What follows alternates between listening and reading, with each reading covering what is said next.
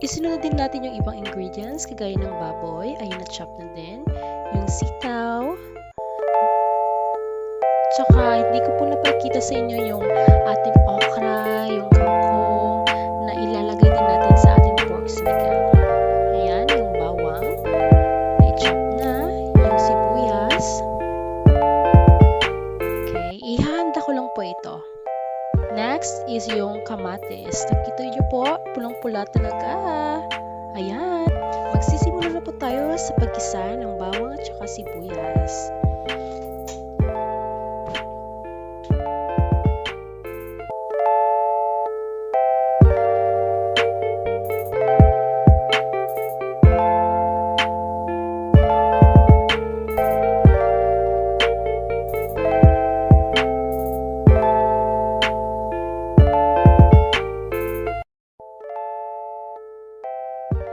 Ayan po, kumukulo na po siya at nilalagyan ko po siya ng Knorr sinigang sa gabi. Pampadagdag lasa po sa ating sinigang.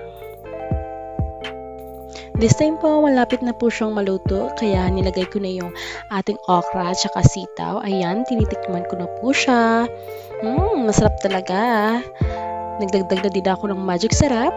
Ayan, hintayin nating maluto, tsaka itapisan natin yung kangkong at saka yung sili. So this is na talaga guys, sinigang na baboy sa gabi. Kain pa tayo! Thank you for watching! Bye!